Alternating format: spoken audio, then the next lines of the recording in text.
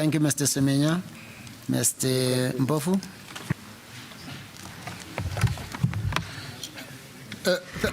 Thank you very much, Chief Justice.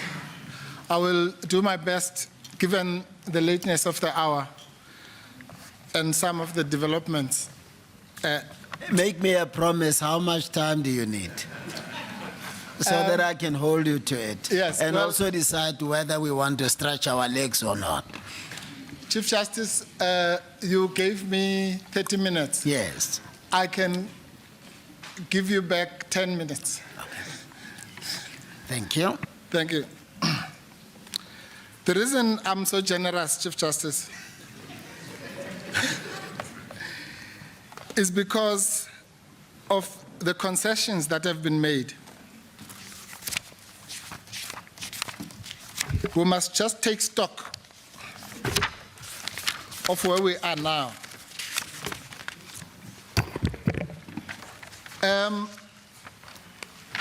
Honorable Chief Justice.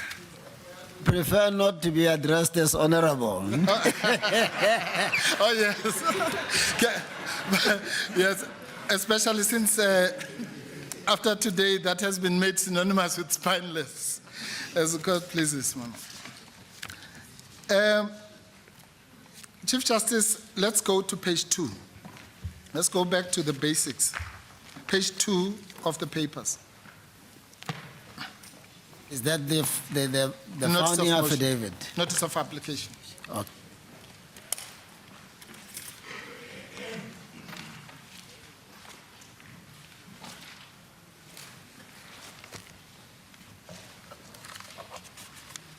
Yeah. Where we are now is that prayer 3.2, the only party that gave opposition to prayer 3.2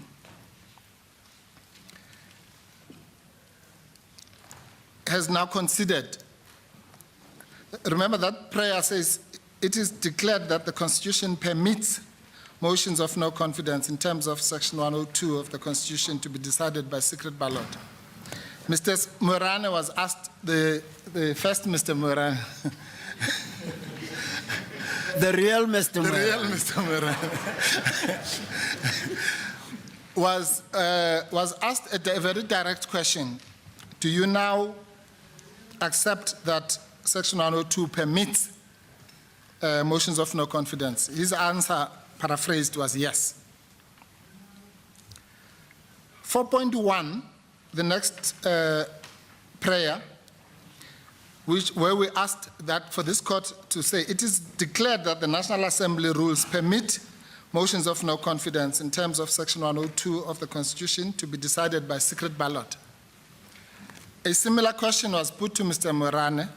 After some debate, his answer was yes, based on 104.3, which has been debated with both parties. And with the greatest respect, Mr. Morane's answers were correct and were appropriate in the circumstances. So, I promise one thing, Chief Justice, that I'm not going to mention the word discretion. If I do, then I should be punished. Because it is now clear, both from a reading of the Constitution and a reading of the rules, that, and the exchange that the Chief Justice just had with Mr. Semenya, that the rules, at the very least, contemplate a secret ballot or a method where you are not able to match the name and the vote. So then the question really becomes, then why are we here? The reason why we are here is because despite the fact that the rules provide for such a discretion, and despite the fact that the Constitution provides for such a discretion, when the UDM asked for the discretion to be exercised, we were told it is absent. That's why we're here. That's the only reason we're here. Mentioned discretions 3 times. I was.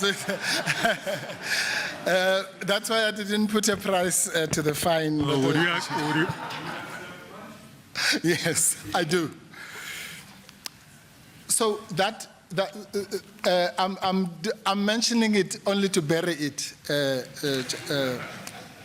Justice Chafter.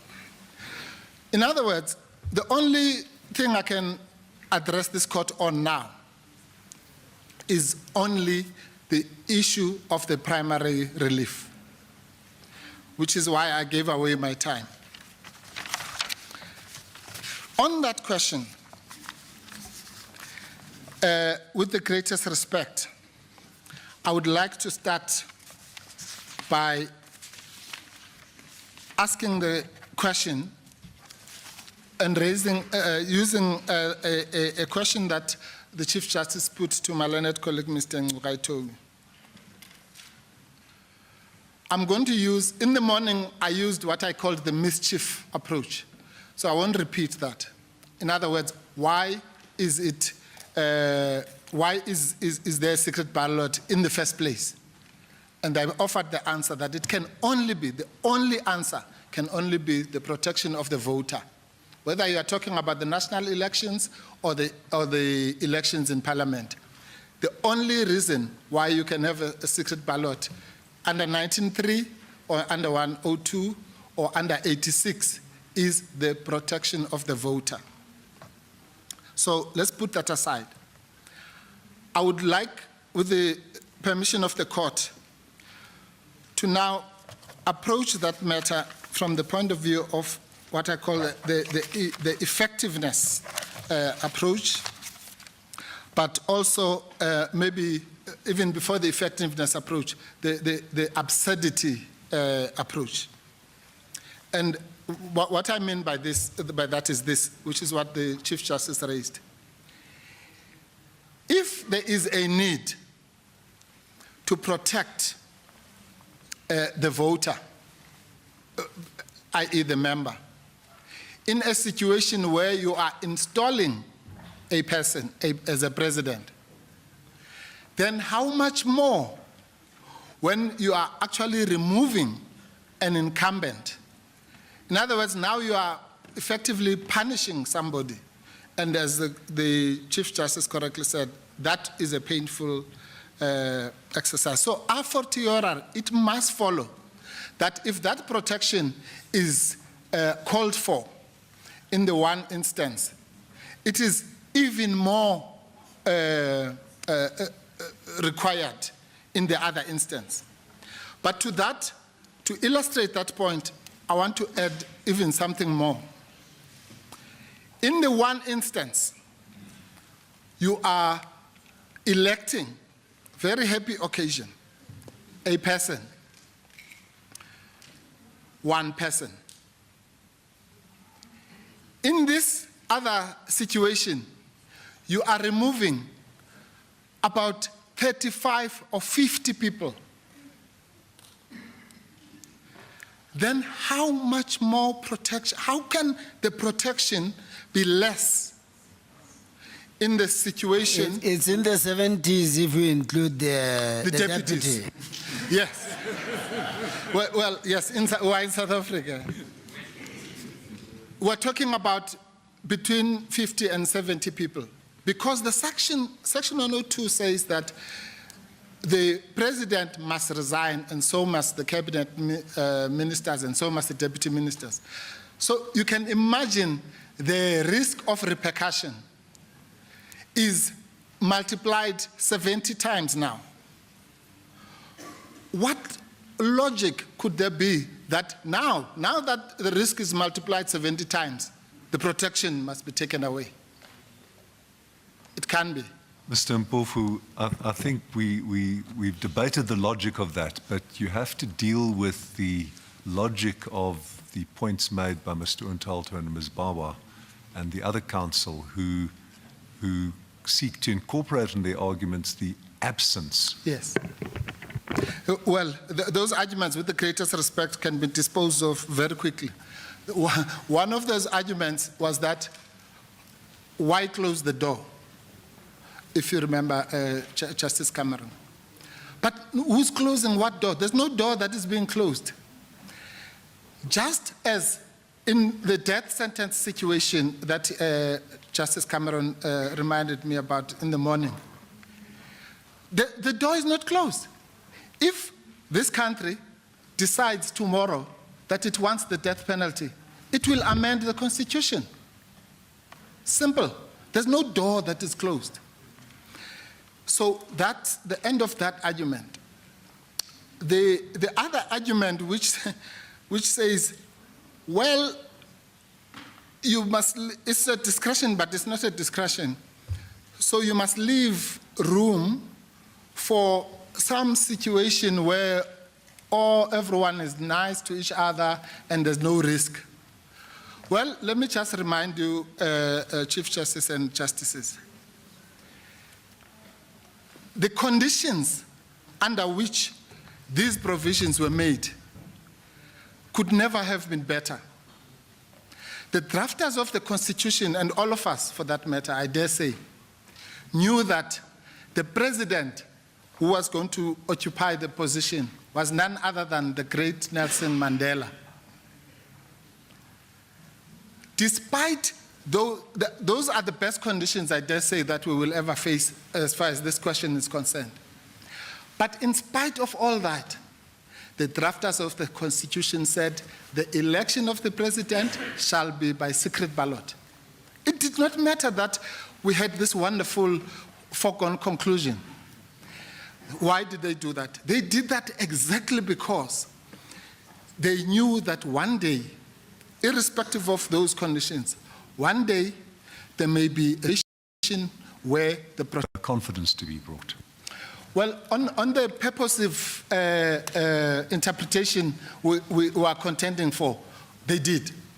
Remember, Justice Cameron, that's why we said, if this court finds that there is an obligation for the vote to be secret, people must not blame this court. They must blame the Constitution. It's not this court that, all this court is doing is to interpret the Constitution. In other words, the Constitution, what this court will be declaring the Constitution to be saying now, is the same thing the Constitution said in 1996.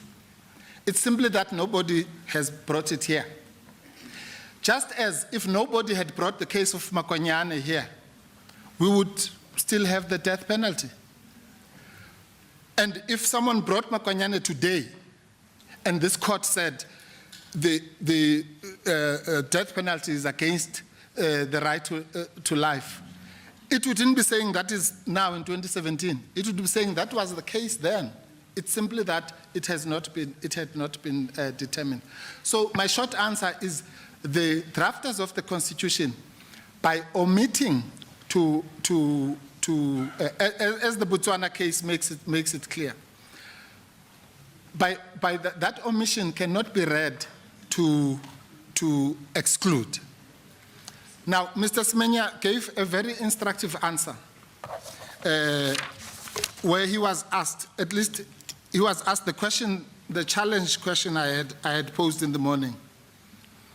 We have all here been at pains to demonstrate the benefits of a secret ballot. Countless, I cannot even count them now. And then the question was asked, I think, by yourself, Justice Cameron, to Mr. Semenya. What is the downside for a secret ballot? The answer was, I quote, there is no downside.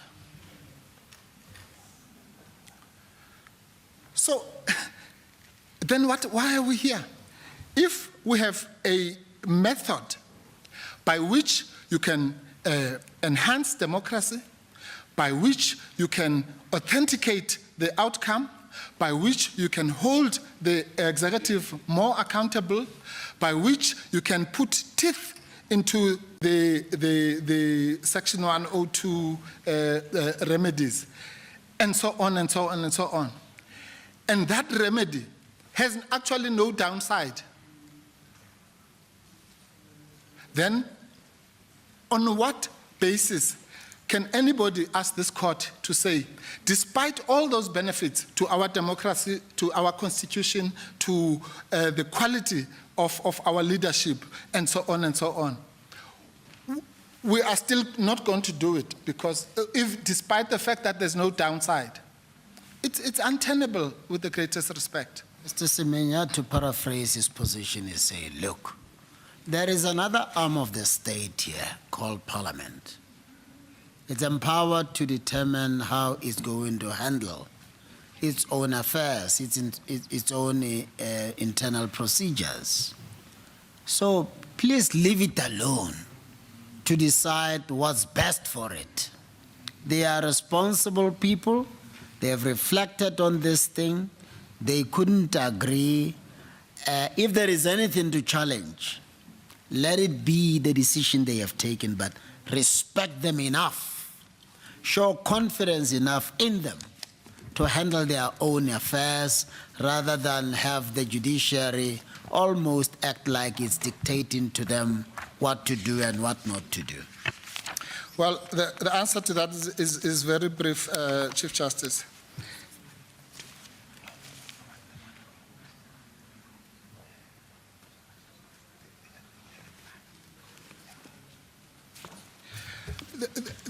The answer is that exactly where we started this morning.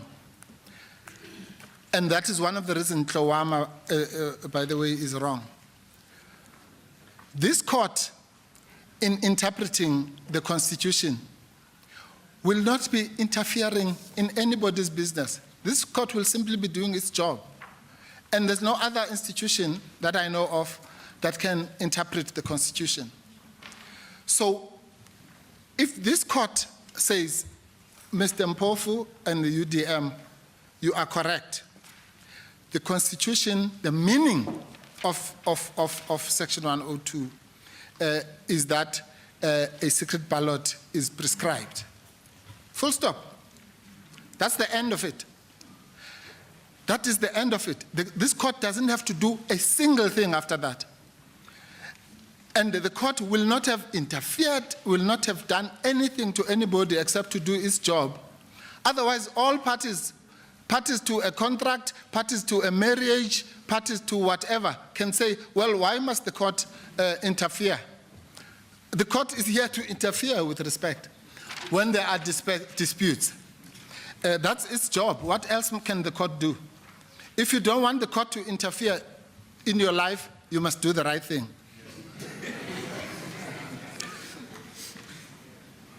If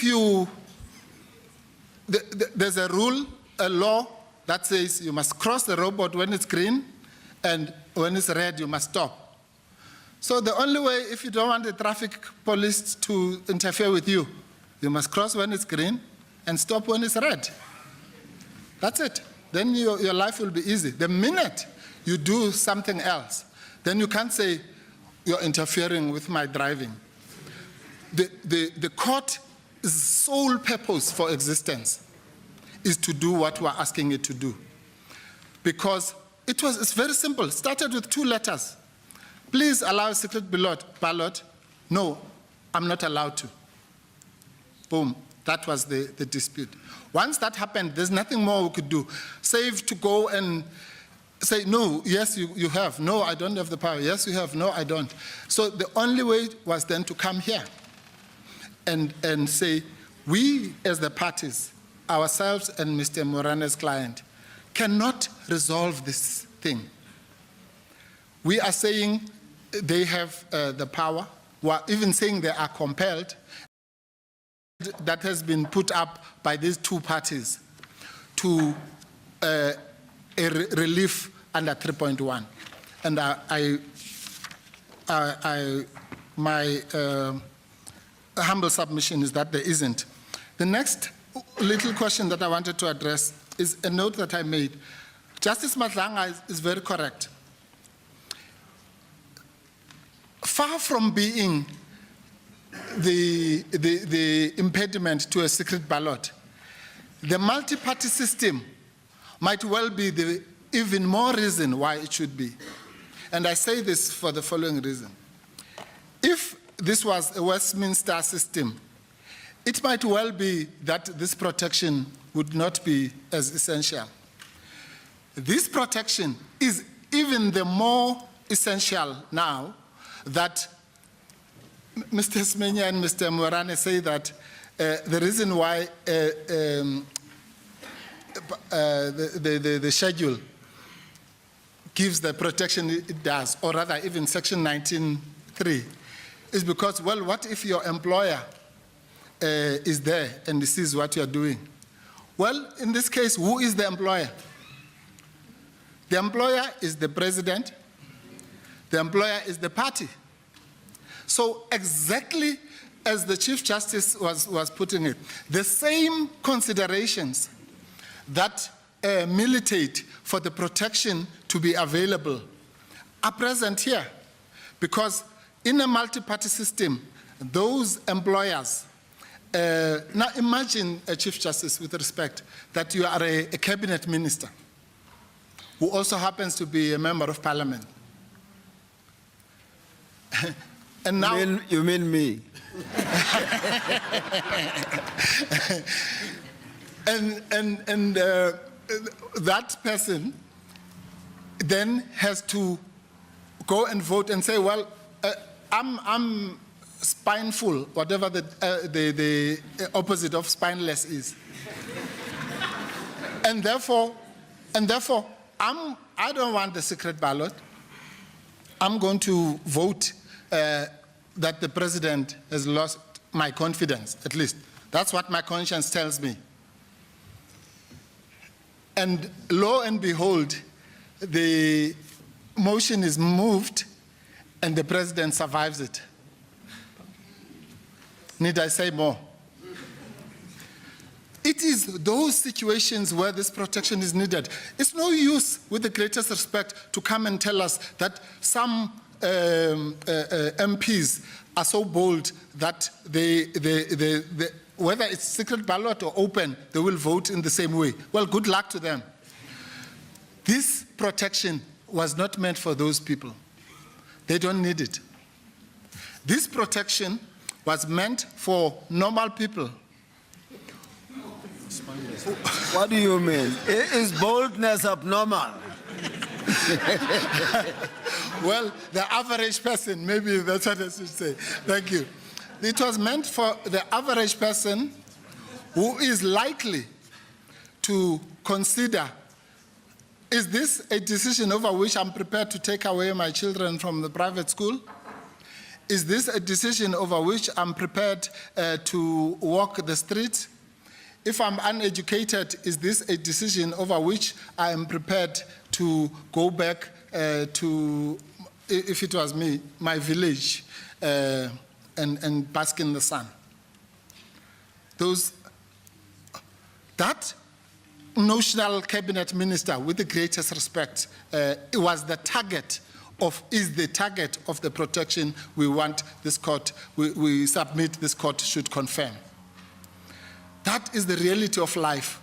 Not this, we're all hugging each other and therefore we must leave a gap for a situation where the protection might not be needed. Well, the last thing I can say is that if the 19.3 says that you must vote by secret, it doesn't matter if in that particular voting station it's made up of criminals of the West Order, and in the other voting station it's just priests. Real priests. Real priests. In both voting stations, the voting is by secret. It is not fact-based or situational. It is a protection that is afforded generally.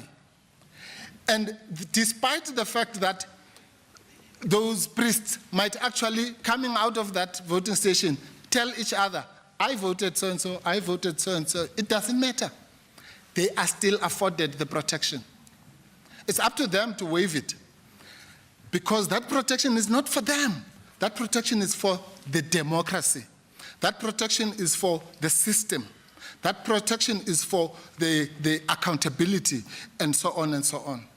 It's not for individuals who might be good or bad or indifferent. And that is all we're asking for. All we're asking for is... Are you still sticking to 20 minutes? Well, under the usual rules, Chief Justice. Okay, so then let me move out and just mention, well, I won't say the last point. The other, we've all said about how toothless, negatory, and all that the vote would be. But remember that there are three things that the Speaker has to do: schedule, debate, and vote. Now, it would be the debate. I want to just focus on the debate. The debate, which is compulsory, would be fruitless if the party bosses actually are the ones who have decided. In fact, I go as far as to say the whole thing of having 400 MPs would just be a joke. People must just submit their position. Absolutely. We should have 12, we have 12 political parties. Then we should just have 12 MPs. It will save us a lot of money of this flying up and down. And then those 12 MPs will just have weighted votes. Weighted votes. If I'm the MP for the ANC, my vote is weighted to the extent of 62%, and so on and so on and so on. In fact, you don't even need MPs, you just send a fax or that shows my age, or an email to say, well, on this motion of no confidence, we as the ANC, we say this, and this one says this. Otherwise, the whole thing would be not only fruitless, but it would be laughable, a sham of major proportions. Now the last Finally. one. Yeah, finally. Yeah.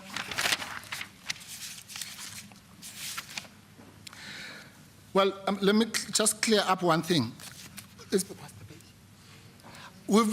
been said that when this was debated in Parliament, that we have agreed that it would be rejected, that the secret ballot would be rejected, or words to that effect. Well, if you go to page 327,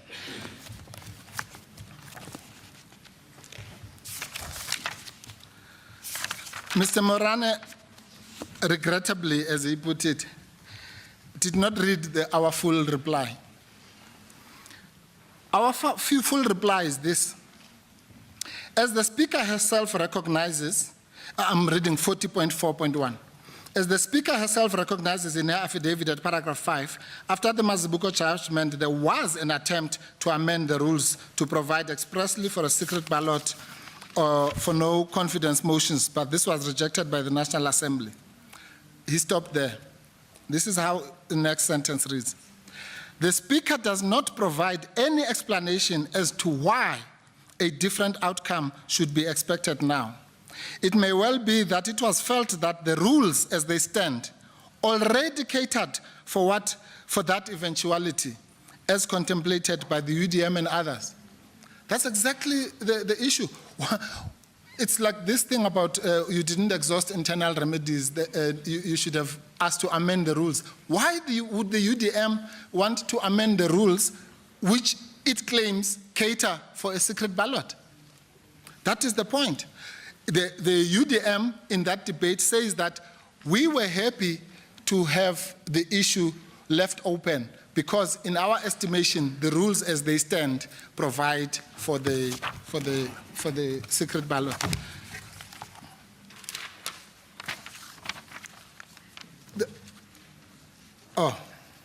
The most important point, cost. My Leonard team and co-leader has asked that we should ask for costs of 3 council and that the president pay the cost personally for the reasons we won't go. Why? Well, because. Now let's have the benefit quickly. Yes. Why? On top of what we have submitted in our heads, Chief Justice, what we say is this. The Constitution, our Constitution... The ANC issue, is that the point you make? That's the issue. The issue is a serious one, Chief Justice, because